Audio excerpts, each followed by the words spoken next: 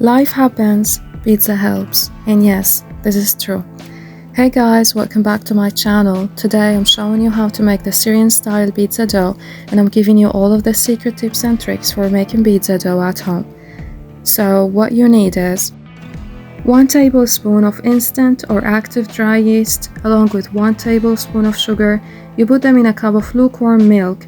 You want it just warm to the touch so you don't kill off your yeast.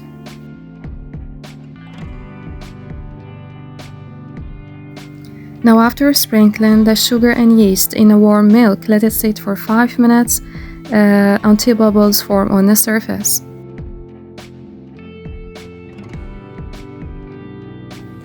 Now we're gonna make our dough the old-fashioned way, in a bowl with a spoon and then knead by hand. If you have a stand mixer, you can use it, of course. So in a large bowl, put the flour. We're gonna add about 3 cups of flour to start, because we can always add more if we need. It depends on how you measure the flour and how accurately you measure your liquid ingredients, which can always be just a little bit off. It also depends on what type of flour you're using.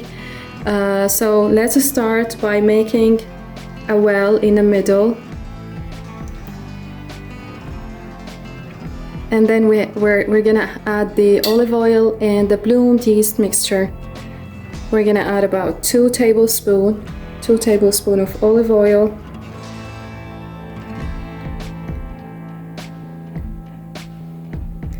and the bloomed yeast mixture. As you can see, there's a big bubble on the surface. We're gonna add it in the middle.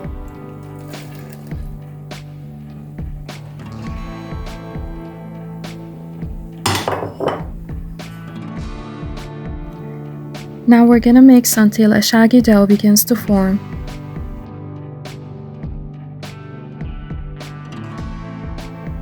Hydration can be adjusted at any point. I felt that it needs a little bit of milk, so I added a little bit more. Once the flour is hydrated, turn the dough out on a clean work surface. The dough should be able to pull away from the sides of the bowl. And then you have to lightly flour the surface and turn your dough out onto it.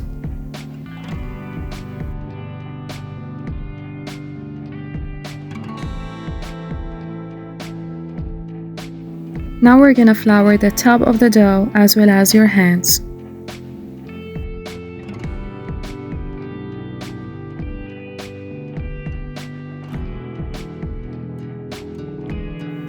Fold the dough in half and use the heels of your hand to push the dough forward. Fold and push. Continue doing this over and over again to build the gluten structure. You want to develop the gluten in the flour. It matters a lot to form that chewy crust, so kneading in hand typically takes around 5 to 7 minutes.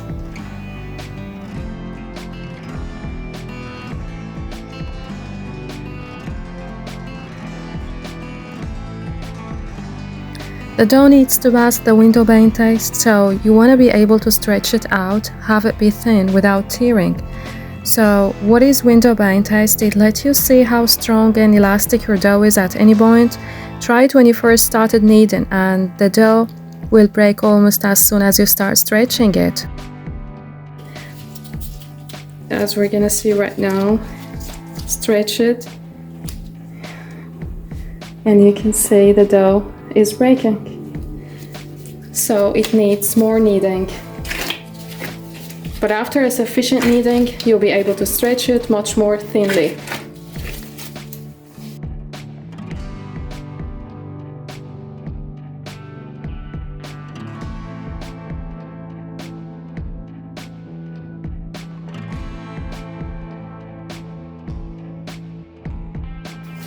Let's try it again.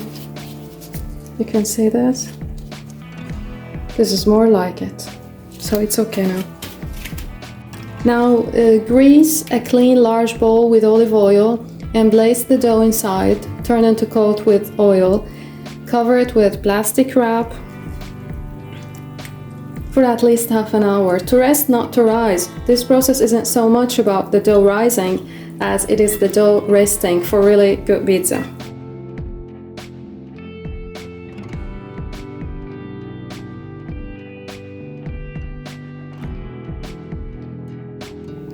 Here I'm chopping some onions, tomato, pepper. I want my pizza to be rich in vegetables, so what do is I add some to the sauce and some to the pizza top. I don't want to feel that I'm eating only bread and cheese when I eat it. Also, vegetables, as all of you know, are full of vitamins, minerals and fiber to keep you feeling full and your body fueled and ready to go.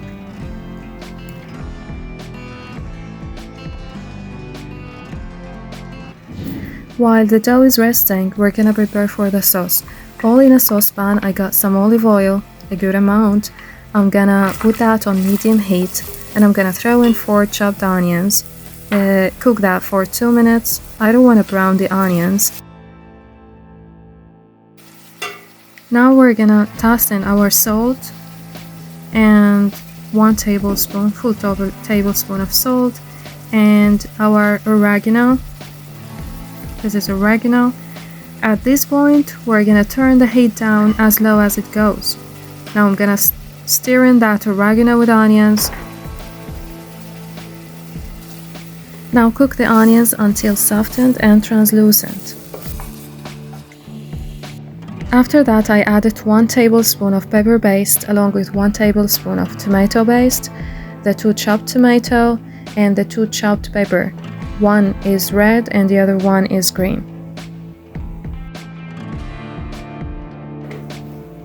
Now I'm gonna add about 1 cup of sliced mushroom and then stir it a little bit. And of course it's up to you. Some people prefer the sauce without nothing, without vegetable, only tomato, onions with a little bit of salt and oregano, but it's optional and it's up to you totally. You can add it, you can add the vegetables you like, you can take off the vegetables you don't like. It's just a matter of personal preference. Last but not least, I'm gonna add about half a cup of corn. Cook that for 5 minutes, bring it to simmer, and of course you're gonna taste and adjust for seasoning. And then it's done. So easy and so incredibly delicious. Now after the dough has been resting for half an hour, we're gonna bunch it down, knead for another minute or so, and then we're gonna turn it out onto a lightly floured work surface. Then you can cut into 4 equal portions if you want small pieces and shape into rounds. Here I'm gonna make 2 giant pizzas, so they're gonna be 2 portions only.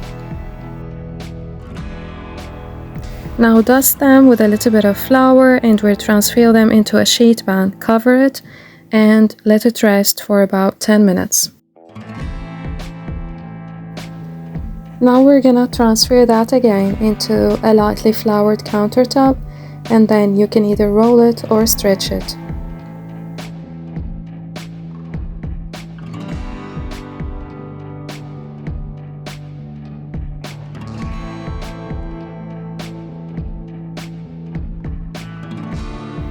And then you can use a pizza pan, so it's either sprinkling on some cornmeal so the dough doesn't stick, or you can just use a parchment paper, as I did.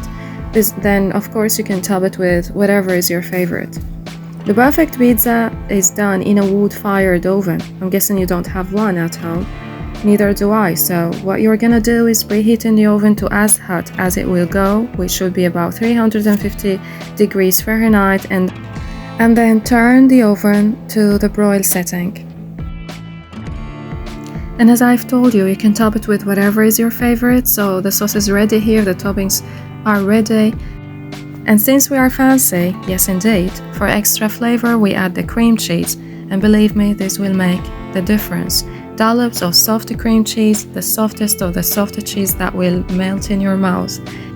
Cream cheese, that was my mommy's secret ingredient. Finally, secret reveals. It's so simple yet amazingly good. Now I'm gonna add the sauce that we prepared together, fold it from the sides, and then I'm gonna add a little bit of cheese. Not a little bit, you can use a lot of cheese, cheddar cheese, some pepper, some corn, black olives, and a little bit of mushrooms. After putting in the oven, you'll know your pizza is ready when the cheese and toppings start to brown. How long that takes does depend on how you rolled out your crust as well as the toppings you put on top, but it should be somewhere between 10 to 15 minutes. Then you'll go ahead and pull it out. Look at this beauty. This right here is gonna be the perfect slice. Delicious, cheesy, easy, yet luxurious, and I'm telling you, this is heaven in the form of pizza, totally. If you try it, believe me, you'll stop going to the national pizza chains or ordering that anymore. Be sure to check out my channel where you can find more recipes. It's a restaurant quality recipe you can easily make at home. Thanks for watching. You can find the full written recipe in the video description below. And if you liked my video, please make sure to subscribe, like, follow and share so you can help me get more people to reach my videos. Now it's time to eat because I can't help it. See you later.